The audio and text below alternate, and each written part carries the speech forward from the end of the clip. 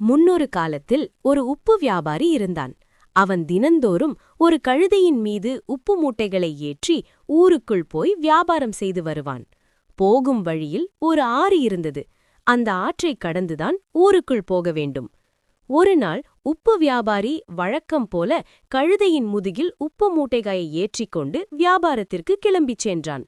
வழியிலுள்ள ஆற்றை கழுதை கடந்தபோது எதிர்பாராமல் கழுதையின் கால்கள் வழுக்கிவிட்டது. எனவே கழுதை தடுமாறி ஆற்றுக்குள் விழுந்துவிட்டது. கழுதை தவறி விழுந்ததால் அதன் முதுகிலிருந்த உப்பு மூட்டை நனைந்துவிட்டது. கழுதையை வியாபாரி மெல்ல தூக்கிவிட்டான்.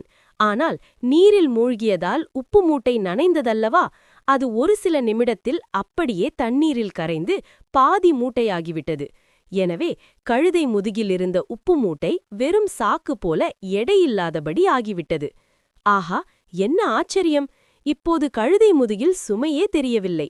கழுதைக்கு மிகுந்த சந்தோஷம். ஆனால் வியாபாரிக்கு பெரிய நஷ்டம்.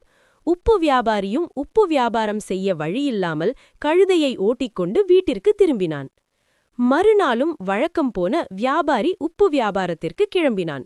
கழுதை முதுகிலிருந்த உப்பு மூட்டை கழுதைக்கு கனமாக இருந்தது.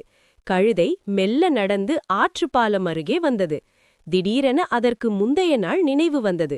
எனவே மெல்ல தடுமாறுவது போல செய்து சட்டென ஆற்றுக்குள் விழுந்தது.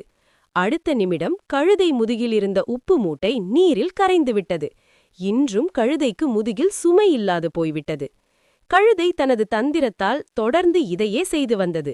இதனால் தினமும் வியாபாரத்திற்கு போக முடியாமல் வியாபாரி தொடர்ந்து சிரமம் கொண்டான். அவனுக்கு மெல்ல மெல்ல கழுதையின் தந்திரம் புரிந்தது. எனவே அதற்கு ஒரு நல்ல பாடம் கற்பிக்க நினைத்தான். அன்று கழுதை முதுகில் வழக்கம் போல உப்பு மூட்டையை ஏற்றவில்லை வியாபாரி. மாறாக பஞ்சு நிறைந்த ஒரு சாக்கு மூட்டையை கழுதை முதுகில் ஏற்றினான். கழுதை வழக்கம் போல ஆற்றுப்பாலத்தின் அருகே வந்தது. எதிர்பாராமல் கால் தடுமாறுவது போல தடுமாறி ஆற்றிற்குள் விழுந்தது.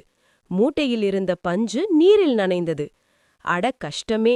கழுதையின் முதுகில் இருந்த பஞ்சு மூட்டை முன்பை விட அதிகமாக கனத்தது. கழுதையும் மிகவும் கஷ்டப்பட்டு ஆற்றை கடந்து கரைக்கு வந்து சேர்ந்தது. தனது ஏமாற்று வேலை இவ்வளவு நாள் தன்னை காப்பாற்றி வந்த வியாபாரிக்கு தெரிந்துவிட்டதை எண்ணி வெட்கப்பட்டது. இனி நேர்மையாக நடக்க முடிவெடுத்தது. நாமும் நம்மை நம்பியவர் நம்பாதவர் யாரையும் ஏமாற்றக்கூடாது. அப்படி செய்தால் ஒரு நாள் நம் செயல் அவர்களுக்கு தெரிய வரும். அன்று அவமானம் அடையும் நிலை வரும். அதற்கான தண்டனையும் நமக்கு கிடைக்கும். எங்க யூடியூப் சேனலை சப்ஸ்கிரைப் பண்ண மறக்காதீங்க. இன்னும் நிறைய நல்ல கதைகளுக்காக. உங்கள் சப்போர்ட் எங்களுக்கு ரொம்ப முக்கியம்.